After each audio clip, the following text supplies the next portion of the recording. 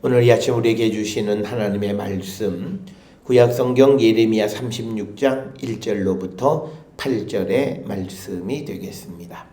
36장 1절로부터 8절에 있는 말씀 한 목소리로 합독하시겠습니다. 유다의 요시야 왕의 아들 여호야김 제4년에 여호와께로부터 예레미야에게 말씀이 임하니라. 이르시되 너는 두루마리 책을 가져다가 내가 내게 말하던 날 곧 요시야의 날부터 오늘까지 이스라엘과 유다와 모든 나라에 대하여 내가 내게 일러준 모든 말을 거기에 기록하라. 유다 가문이 내가 그들에게 내리려 한 모든 재난을 듣고 각기 악한 길에서 돌이키리니 그리하면 내가 그 악과 죄를 용서하리라 하시니라.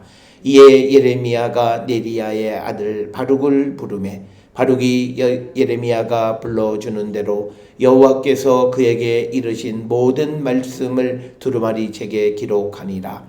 예레미야가 바룩에게 명령하여 이르되 나는 붙잡혔으므로 여호와의 집에 들어갈 수 없으니 너는 들어가서 내가 말한 대로 두루마리에 기록한 여호와의 말씀을 금식일에 여호와의 성전에 있는 백성의 귀에 낭독하고 유다 모든 성읍에서 온 자들의 귀에도 낭독하라.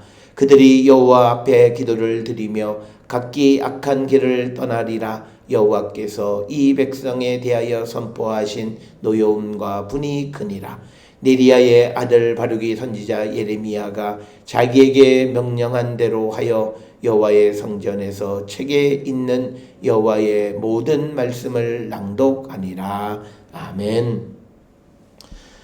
오늘 우리가 함께 읽은 예레미야 36장 1절부터 8절 그리고 36장 전체의 이야기는 이제 예레미야가 그 바룩에게 그 자기가 받았던 하나님의 말씀을 다 구전해 주니까 그것을 기록하고 그래서 그 두루마리를 이제 이 예루살렘 성전 고관 앞에서 낭독할 때 그 이 여호야김이 이 여호와의 말씀을 받아들이기를 거부하고 그 두루마리를 불태우는 내용이 이제 21절부터 26절에 기록하고 있고 그래서 이제 27절부터 마지막 32절에 여호와의 말씀을 두루마리에 다시 기록하는 내용으로 기록이 되어 있습니다. 오늘 우리가 읽은 이 말씀을 그냥 표면적으로 읽으면 그냥 우리가 지나쳐 읽을 수 있는 어떤 그런 말씀이지만 그러나 오늘 주시는 본문의 말씀에서 하나님의 말씀을 전하는 구체적인 방법을 하나님께서 지시해 주신다라고 하는 겁니다. 따라서 우리는 오늘 주시는 이 본문 특히 36장 1절에 보게 되면 예레미야가 네리야의 아들 바룩을 불러서 하나님 자기가 지금까지 받았던 하나님의 말씀을 기록하는 것을 자기 생각에 의해서 기록한 것이 아니라 하나님의 명령을 받아서 기록했다라고 하는 겁니다. 그렇다면 이건 뭐냐면 이제 새로운 상황 속에서 말씀을 어떻게 전해야 될 것인가 라고 하는 것을 하나님께서 미리 알려주시는 것이다 라고 하는 거예요.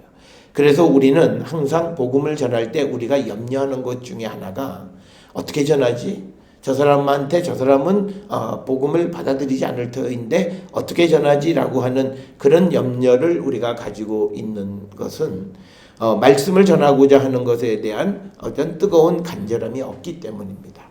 오늘 주시는 본문에서 하나님께서는 이스라엘 백성들이 하나님의 말씀을 듣고 그들이 돌이킨다면 언제든지 그들을 용서해 주시려고 하는 그 사랑의 마음과 그 하나님 측에서 아주 간절한 마음으로 가득 차 있어요. 그래서 지금 예레미야가 옥에 갇혀 있기 때문에 이 말씀을 전할 수 없어요. 그러니까 하나님께서 예레미야에게 내가 너에게 지금까지 즉 요시야의 날부터 즉 이건 뭐냐면 예언자로 활동했던 그 날부터 지금까지 내가 너에게 했던 모든 말을 기록하라 라고 하는 겁니다. 그러니까 예레미야는 이 말씀을 받아서 이제 그것을 구체적으로 행하기 위해서 이제 네리야의 아들 바룩을 불러서 이제 구술을 해주고 그것을 기록하는 겁니다. 아마 이 과정은 시간이 좀 걸렸을 거예요.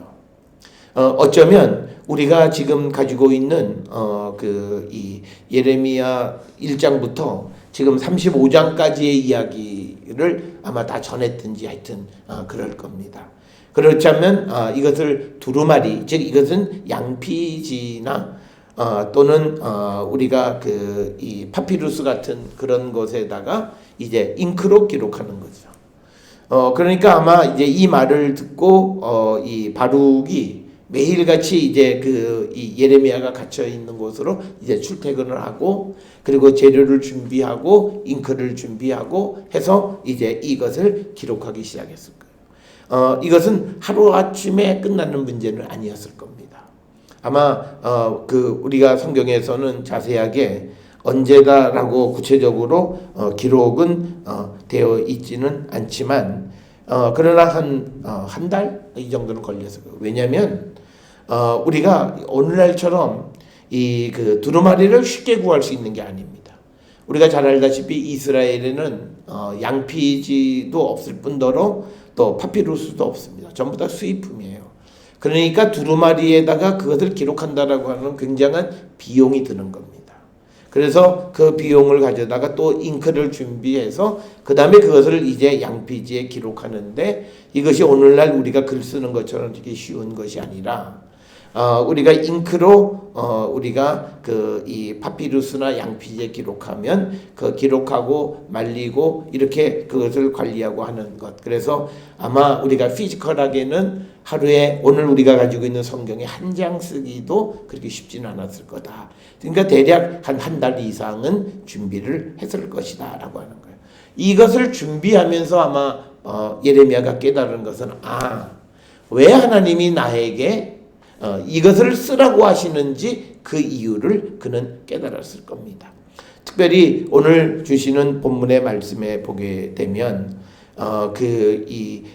하나님께서 하시는 말씀은 3절에 보면 유다 가문이 내가 그들에게 내리려 한 모든 이 재난을 듣고 각기 악한 길에서 돌이키리니 그리하면 내가 그 악과 죄를 용서하리라. 그게 이 지금 예레미야가 구술에서 쓴 내용의 핵심적인 내용이에요. 그런데 문제는 유다 가문 사람들에게 다시 이 말을 전할 수 있는 기회는 예레미야 스스로는 할 수가 없어요. 지금 옥에 갇혀 있는 상황이기 때문입니다. 그러니까 하나님께서 주시는 말씀을 기록하라고 하는 그 명령을 받고 그것을 실행하면서 이 예레미야 스스로 깨달은 거예요. 이건 내가 옥에 갇혀서 내가 전할 수 없으니까 이 말씀을 그대로 대독하게 하기 위해서 기록하셨다는 거예요. 왜 이 기록이 필요하냐면 우리가 알다시피 하나님의 말씀에 1.1에게 가감도 할 수가 없는 겁니다. 그래서 그 말씀을 바로 직접 들은 예레미야가 그것을 그대로 바룩에게 구술해주면 바룩이 그것을 기록해서 그것을 그대로 낭독해서 결국은 하나님의 말씀을 이 예레미야가 갇혀 있음에도 그 말씀을 전할 수 있는 길을 여셨다라고 하는 거예요. 그래서 오늘 주시는 이 본문의 말씀에서 우리에게 새로운 상황, 이 새로운 상황은 하나님의 말씀을 전하는 일로 보았을 때는 막힌 상황이에요.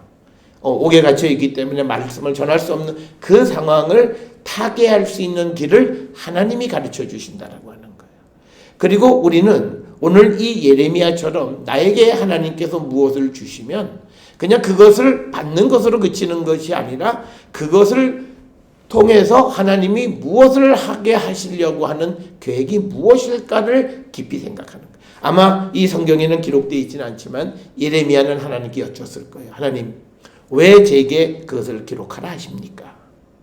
그러니까 뭐냐면 어떤 일을 하나님이 내게 은혜를 주신 뭘 주시든지 간에 왜 내게 이걸 주시는가에 대해서 그는 하나님께 여쭈었을 것이고, 하나님께서 그에게 아마 이제 너가 전할 수 없으니 누군가는 가서 전해야 한다라고 하는 것. 그래서 여기서 또 하나 우리가 기억하셔야 되는 것은 내가 하나님의 말씀을 열심히 전하다가 내 상황이 어떻게 된다고 해서 그 일을 멈추면 안 돼요.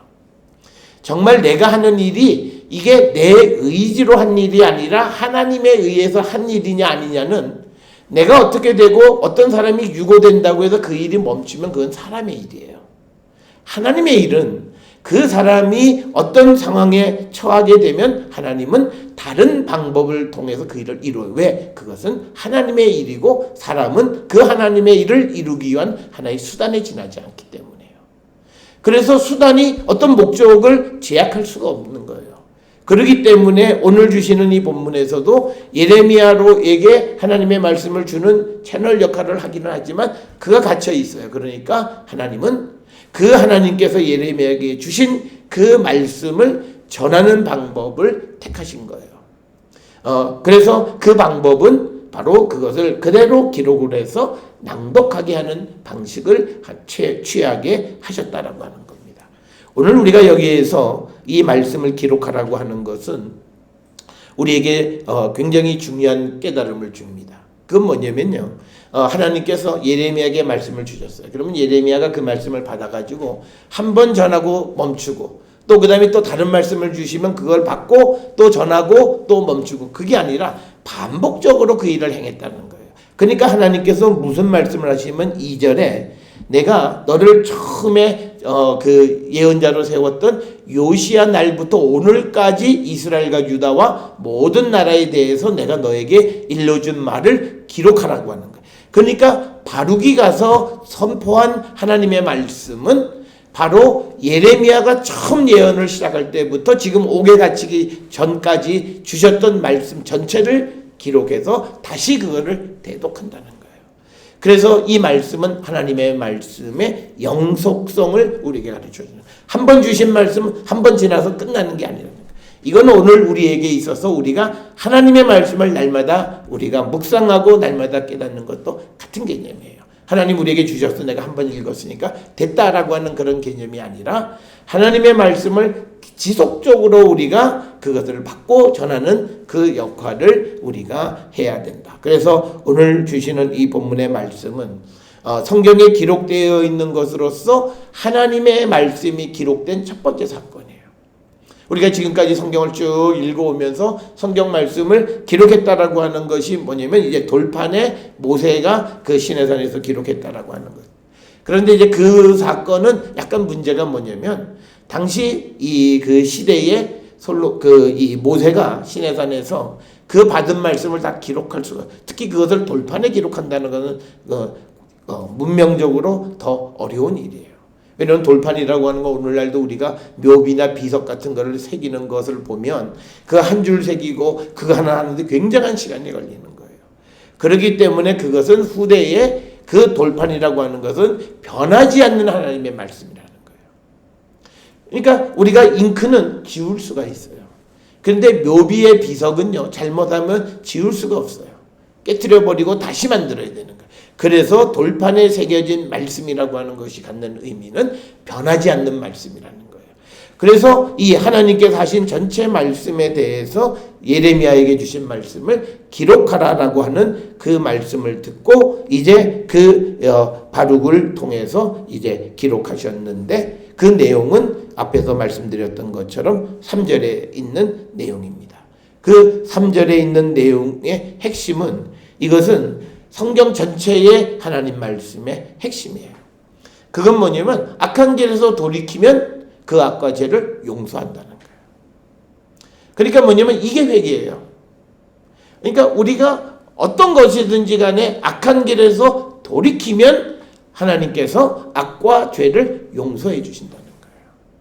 그래서 우리가 사실은 어떤 사람의 회개에 대해서 우리가 누군가가 하나님 앞에 나는 회개했다라고 고백할 때 우리가 나는 그 진정성을 의심한다 이런 말은 우리가 할 수가 없어요. 그것을 받으시는 분은 하나님이세요. 그런데 우리는 사람들이 어떤 사람들에 대해서 누가 회개하거나 그러면 그 사람이 하는 행동이나 언행을 통해서 그 회개가 그 사과가 진정성이 있다 없다 판단하는데 사실은 그건 너무 인간이 교만한 거예요. 그가 나중에 정말 그렇게 회개하지 않았다면 또다시 하나님의 심판을 받을 때 그때 또 하나님이 심판하시면 되는 거예요. 그런데 우리는 그 어떤 사람의 사과, 그래서 우리는 이 사과를 받을 수 있는 훈련 굉장히 중요한 겁니다. 우리가 누구를 용서한다라고 하는 것은요, 이 말은 누구를 사랑한다라고 하는데 사랑하는 것은요 내가 손해를 봐야 돼요. 그러니까 뭐냐면 예수님께서 제자들한테 너희가 나를 따라오려고 하느냐? 그러면 십자가를 지고 자기 목숨을 내놓으라고 얘기하세요. 그러니까 뭐냐면 예수님을 사랑하는데 네가 나를 사랑하려면 네 목숨을 내놔. 그래야 네가 나를 사랑할. 그러니까 사랑이라고 하는 것, 용서라고 하는 것은 바로 자기 희생이에요. 자기의 권리를 주장하면 안 돼. 그래서 오늘 우리가 살고 있는 이 시대에 우리가 다른 사람이 잘못한 사람의 용서를 받아들이지 않으려고 하는 가장 큰 이유 중에 하나는 뭐냐면 우리는 자기 희생이 없어요. 그러니까 우리 사회가 갖는 가장 큰 문제점은 자기 희생이 없어요. 그래서 우리가 오늘 주시는 이 본문의 말씀에서 우리가 돌이키면 하나님은 용서하세요. 이걸 우리가 꼭 기억하셔야 해요. 그게 하나님께서 예언자들을 통해서 주신 말씀이에요. 그 다음에 또 하나는 이 3절을 통해서 회개란 무엇이냐라고 하는 것을 다시 한번 정의하는 거예요. 그거는 악한 길에서 돌이키는 것이 회개예요. 이거는 요나서 3장 10절에도 분명하게 기록이 되어 있어요. 그러니까 회개는 회개 기도로만 멈추는 것이 아니라 회개한다라고 하는 것은 구체적인 행동이 따르는데 악한 길에서 리턴하는 거예요. 돌이키는 행동이 있어야 된다라고 하는 겁니다. 그렇게 되면 하나님께서 용서하신다. 그래서 오늘 주시는 이 본문에서는 우리가 회개하면 하나님이 용서하시는 거고요. 그러면 회개하면 용서하신다라고 하는 것은 하나님이 내리고자 했던 재앙이 물러가는 거예요. 그러니까 재앙이 물러가니까 이스라엘은 다시 회복하고 부흥할 수 있는 거예요. 그래서 오늘 우리가 주시는 이 말씀을 통해서 우리가 회복하고 부흥을 꿈꾸는 자들이 제일 먼저 해야 되는 건 뭐냐면 내 삶에서 하나님의 정의와 공의와 사랑이라고 하는 그 큰 틀의 삶을 살아야 되는데 그것을 살지 못하는 악한 길이 있나 없나를 돌아봐야 돼요. 우리는 내가 악한 길이냐 없느냐는 도덕적 관점에서 자꾸 살펴봐요. 내가 나쁜 짓 한 거 없나. 내가 그런데 하나님이 우리에게 말씀하시는 그 기준은 내가 너희들에게 살라고 말한 그 원리대로 사느냐를 우리에게 물으시는 거예요. 그건 뭐냐면 우리가 이 땅을 살아갈 때 하나님의 공의와 정의와 하나님의 사랑 가운데 살아가라고 하는 거예요. 그 삶을 내가 살고 있나 없나를 돌이키고 그래서 내가 그렇지 못하면 돌이키라는 거예요. 그래서 내가 사랑하지 못하면 내가 원수까지 사랑해야 되는 이유도 결국은 내가 원수를 사랑하지 못하면 내 죄가 용서받지 못해요. 그러니까 나는 원수를 사랑할 수밖에 없다라고 하는 거예요. 그래서 그렇게 원수를 사랑하게 될 때 내가 하나님의 용서를 받는다. 그래서 오늘 주시는 이 본문의 말씀에 악한 길에서 돌이키면 하나님께서 악과 죄를 용서하신다라고 하는 말씀은 예수님의 그 말씀도 똑같은 말씀이에요. 우리가 세상 내에서 누구를 용서하지 않으면 하나님이 우리를 용서하지 않는다는 거예요. 그러니까 우리의 악한 길은 누구를 사랑하고 용서해야 되는데 사랑하고 용서하지 못하니까 하나님도 우리를 사랑하고 용서하지 않으신다는 거예요. 그래서 우리는 오늘 주시는 이 3절에 이 성경의 하나님 말씀의 핵심적인 것이 결국은 예수께서 이 땅에 오신 것도 똑같아요.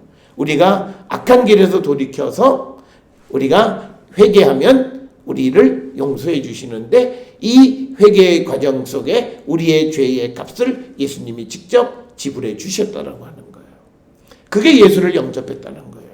그래서 오늘 주시는 본문에 악한 길에서 돌이키는 삶, 그것이 결국은 우리의 회복과 부흥이라고 하는 거예요. 그래서 이 예레미야서나 성경에서 회복은 단순히 우리의 어떤 외적인 삶이 나아지는 것을 회복이라고 얘기하는 것이 아니라 내 삶의 신앙적인 면에서 내가 하나님과 가까워지는 것, 그리고 내가 하나님을 예배하는 백성으로 바뀌어지는 삶, 그게 결국은 회복이고 그게 결국은 내가 부흥하는 길임을 우리에게 가르쳐준다. 그래서 오늘 주시는 3절에서 이 하나님께서 예레미야에게 바로 이 내용을 그들에게 말해서 그들이 돌이키면 내가 용서할 거다라고 하는 거예요. 그러니까 지금 상황이 지금 바벨론에 의해서 막 나라가 망하고 여호야김 제 4년이에요. 그러면 막 이 지금 상황이 굉장히 어려운 시대인데 그때도 하나님은 지금도 늦지 않았다는 거예요. 이건 뭐냐면 하나님이 끝까지 기다리시는 하나님의 모습이에요. 그래서 그 기회에서 누구라도 하나님은 그들을 구원하기 위해서 예레미야가 활동을 못하니까 그 말씀을 전할 수 있는 다른 방법을 고안하셨는데, 그것은 하나님의 말씀을 기록해서 대독하는 방식을 전했다라고 하는 겁니다. 오늘 우리가 살고 있는 이 시대에 우리가 전하는 방식은 바로 바룩이 하나님의 말씀을 기록해서 대독하는 방식과 같은 거죠. 우리가 기록하지는 않고 우리가 오늘날 기록되어진 성경이라고 하는 것을 통해서 복음을 듣고 그 복음을 우리가 전하는 거예요. 그래서 오늘 이 바룩의 역할과 같은 역할을 오늘 우리가 하는 자가 되어야 한다. 그래서 6절에 5절에 보면 예레미야가 바룩에게 명령하여 나는 붙잡혔으므로 여호와의 집에 들어갈 수 없으니 너는 들어가서 내가 말한 대로 두루마리에 기록한 여호와의 말씀을 금식일에 여호와의 성전에 있는 백성의 귀에 낭독하고 유다 모든 성읍에서 온 자들의 귀에도 낭독하라. 특별히 여기서 금식일이라고 하는 것은 우리가 7번째 달 제10일이 속죄일이에요. 그날 금식을 하게 돼 있어요. 아마 그날이 아니겠는가 이렇게 생각을 해요. 그리고 그 금식을 끝난 다음에 이제 초막절이 15일부터 시작이 되는 거죠. 그래서 오늘 주시는 본문에 보면 유다 모든 성읍에서 사람들이 몰려들어서 지금 금식일에 금식하고 있는 그 상황 속에서 모든 백성들이 알아들을 수 있도록 그 말씀을 낭독하라라고 하는 겁니다. 그래서 오늘 우리가 주시는 이 본문에서 우리가 복음을 전한다라고 하는 게 뭐냐? 그 하나님의 말씀을 낭독하는 것이다라는 거예요. 우리는 그 사람들에게 말씀을 가르치거나 할 때 자꾸 사이드적인 어떤 예를 너무 우리는 준비해요. 물론 우리가 교육적인 측면에서 사람의 이해를 돕기 위해서 필요한 면도 있기는 하지만요. 그런데 너무 그 예가 강하면 이 본론의 복음의 말씀이 죽어버려요. 그건 좋은 방법이 아니에요. 오늘날도 우리가 많은 사람들이 예배 가운데 설교를 듣고 말씀을 기억하기보다는 그 속에서 되어졌던 어떤 예화나 사건, 이야기를 기억하는 것이 바로 그런 부작용이에요. 그러니까 오늘 주시는 이 본문의 말씀을 통해서 어떤 이들은 우리가 복음을 전하는 것은 그냥 말씀을 읽어주는 거다. 그러면 그 말씀이 곧 하나님의 말씀이기 때문에 하나님께서 말씀 가운데에서 역사하신다라고 하는 아주 보수적인 그리고 원초적인 그런 말씀을 전하는 분들도 있어요. 그건 일면 그거는 합당한 방법이에요. 우리가 이 말씀을 다시 풀어서 해석해 준다고 하면서 그때부터 본질에서 점점 벗어나요. 그리고 사람은 항상 자기를 합리화시키는 그런 말들을 하게 되어 있어요. 그래서 오늘 우리가 주시는 본문의 6절에 2번 반복하는 것이 낭독하고 낭독하라라고 하는 겁니다. 이 낭독은 뭐냐면 두루마리에 기록한 것을 낭독한다라고 하는 것은 여기에 바룩의 말은 단 한마디도 들어있지 않은 거예요. 단지 그의 음성만을 빌릴 뿐이지 그 말은 전부 다 하나님이 하신 말씀이라는 거예요. 그렇게 되어졌을 때 그들이 7절에 보면 여호와 앞에 기도를 드리며 각기 악한 길을 떠나리라. 확신이에요.